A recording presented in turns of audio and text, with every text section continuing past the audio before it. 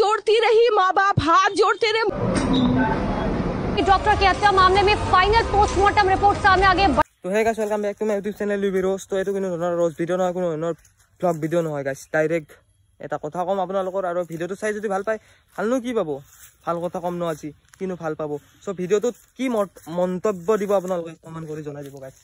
हाथ जोड़ती रही, माँ बाप हाथ जोड़ते रहे, हमें एक बार दिखाओ, हमारी बच्ची का मुंह एक बार दिखाओ। हमको नहीं दिखाया गया। 3 घंटे तक खड़े रहने के बाद ये दोनों हस्बैंड वाइफ अंदर जाते हैं सेमिनार रूम में, और ये पापा अपनी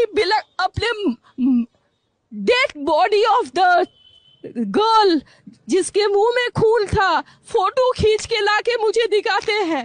शरीर में कोई कपड़ा नहीं था, पैर दोनों राइट एंगल में मिला गया, राइट एंगल में। एक पांव बेड के इस तरफ, एक पांव बेड के इस तरफ मिला गया। जब तक पेल्विक गर्डल नहीं टूटता है, इस तरह 2 पांव को नहीं चीरा जा सकता है। चश्मे को कूटा गया, जिसके वजह से आंखों से खून निकल गया, गला दबाकर मारा गया। ये पूरा पोस्टमार्टम रिपोर्ट में वायरल हुआ है, आप लोग कृपया देखिए। কলকাতাত হোৱা ৰেপ কেছটোৰ কথাটো আপোনালোকে বহুতে হয়তো গম পায় আৰু বহুতে গম নাপায়। সো এই ক্লিপটো চাই লওক, তাৰ পিছত মই কৈছো বাকি কথাখিনি গাইস। कोलकाता में ट्रेनी डॉक्टर की हत्या मामले में फाइनल पोस्टमार्टम रिपोर्ट सामने आ गई। बड़ी खबर आपको बता रहे, पोस्टमार्टम रिपोर्ट में रेप के बाद गला दबाकर हत्या की पुष्टि हुई है। তো গাইস আমি লৰাবোৰ মই আমাৰ লৰাবোৰকে দগ দিম, কাৰণ ছোৱালী এটাই ৰাতি 9টাৰ পিছত ঘৰৰ পৰা ওলাব নোৱাৰে, ৰাতি দেৰিক লগি বাহিৰত থাকিব নোৱাৰে। যদি ক'বাত ছোৱালী এটা কাম কৰি আছে, ৰাতি ডিউটি কৰিব নোৱাৰে। সো আমাৰ লৰাবোৰেৰে দুখ নহয় এইটো, কাৰণ আমি সিহঁতক ৰেসপেক্ট কৰিব লাগে। জাস্ট সোশ্যাল মিডিয়াত যদি আমি ছোৱালী এটাক ৰেসপেক্ট কৰো, সেইটো ৰেসপেক্ট কৰা বুলি নকওঁ, অৰিজিনেলি ফেস টু ফেস ৰেসপেক্ট কৰিব লাগিব ছোৱালীবিলাকক।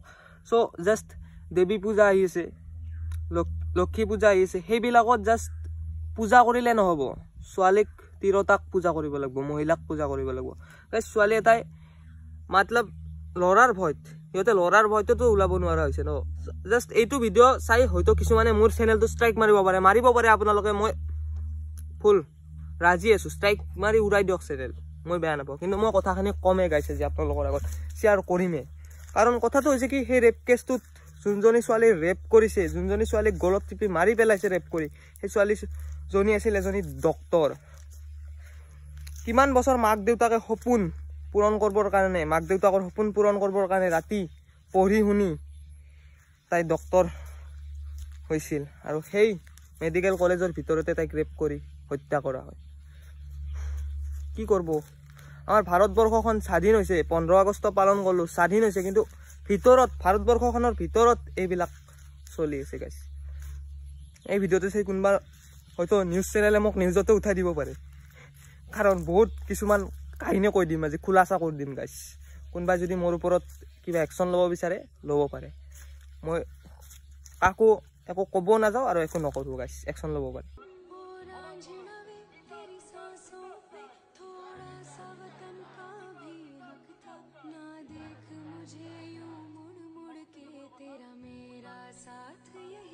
এতিয়া আমাৰ সমাজৰ মানুহে কি ক'ব, এতিয়া আমাৰ সোসাইটিৰ মানুহে কি ক'ব যে এই ছোৱালীজনী চুটি কাপোৰ পিন্ধিছিল।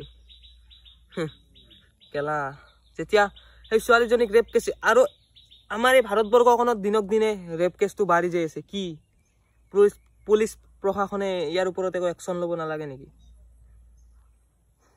মই ক্লিপ দেখাই আছোঁ আপোনালোকক, ক্লিপ সহকাৰে দেখাই আছোঁ আপোনালোকক। চ' মোৰ ওপৰত কোনোবাই একশ্যন লয়, মোৰ এই ভিডিঅ'টোত কপিৰাইট লাগে, ষ্ট্ৰাইক মাৰিব দিয়ক গাইছ, মাৰিব দিয়ক, কোনো প্ৰব্লেম নাই। এই যোনটো ৰুমত ৰেপ হৈছে, সেই ৰুমটোৰ অৱস্থাটো চাওক গাইছ, মতলব সেই হলটোৰ অৱস্থাটো চাওক। এনেকৈ তো মাত্ৰ এজন মানুহে এনেকৈ ৰুমৰ অৱস্থা কৰিব নোৱাৰে। হয়তো সেই ৰেপ কেছটোত এজন মানুহৰ হাত নাছিল আৰু বহুতজনৰ আছিল, বৰ্তমানক বুলি এজন ধৰত পৰিছে গাইছ। সেইজনকো সেই একে শাস্তি দিব লাগে যেনেকৈ শাস্তি সেই ছোৱালীজনী পাইছে গাইছ, হয়নে নহয়? কাৰণ নিজৰ ঘৰতো মা বেহেন আছে গাইছ, হয়তো আপোনালোকৰো আছে।